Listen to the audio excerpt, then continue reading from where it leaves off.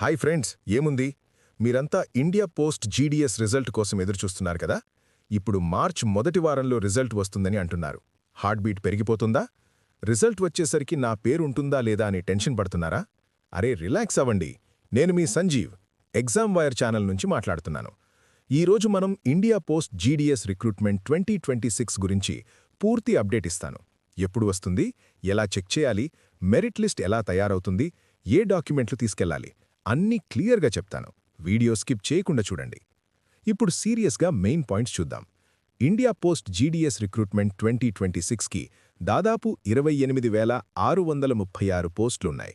BPM, ABPM, dock Sevak లాంటివి. ఇక్కడ ముఖ్యమైన విషయం ఏంటంటే రాత పరీక్ష లేదు, ఇంటర్వ్యూ లేదు.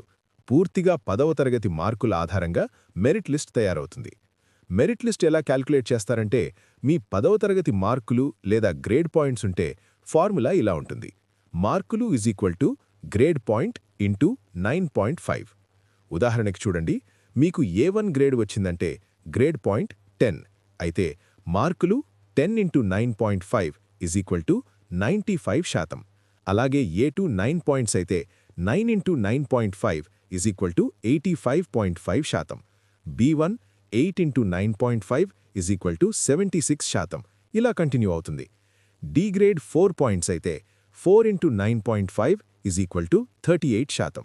అంటే ఎవరికి ఎక్కువ శాతం వస్తుందో వాళ్లే ముందు ర్యాంక్లో వస్తారు.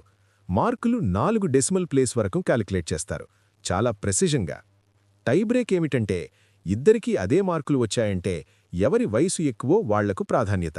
ఇంకా టై ఉంటే కేటగిరీ రిజర్వేషన్ రూల్స్ అప్లై అవుతాయి. ఎస్టీ, ఎస్సీ, ఓబీసీ, ఈడబ్ల్యూఎస్, యూఆర్లో మేల్స్ అండ్ ఫీమేల్స్ సపరేట్గా. రిజల్ట్ ఎప్పుడు వస్తుంది? లేటెస్ట్ అప్డేట్స్ ప్రకారం ఫస్ట్ మెరిట్ లిస్ట్ మార్చ్ 2026 మొదటి వారంలో రిలీజ్ అవుతుంది. అఫీషియల్ వెబ్సైట్ indiaPostGDSonline.gov.inలో స్టేట్ వైజ్, సర్కిల్ వైజ్ పీడీఎఫ్లుగా వస్తాయి.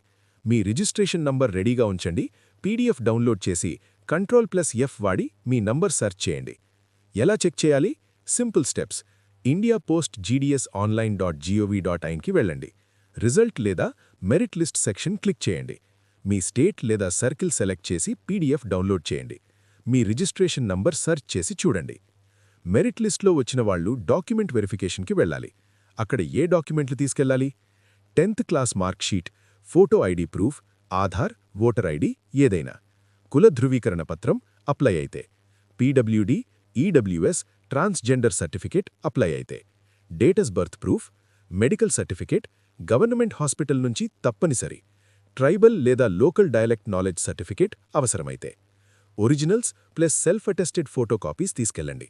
డాక్యుమెంట్ సరిగ్గా లేకపోతే క్యాన్సిల్ అవుతుంది ఛాన్స్. ఫ్రెండ్స్, ఇది మీ ఫ్యూచర్ కోసం చాలా ఇంపార్టెంట్ అవకాశం. రిజల్ట్ వచ్చాక టెన్షన్ పడకండి. ఏవైనా అప్డేట్స్ వస్తే ఎగ్జామ్ వైర్లో వీడియో పెడతాను. ఇప్పుడు మీరేం చేయాలి?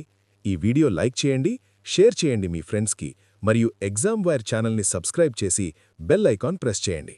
నేను మీ సంజీవ్, మళ్ళీ త్వరలో కొత్త అప్డేట్తో మీ ముందుకు వస్తాను. అంతవరకు ఆల్ ద బెస్ట్.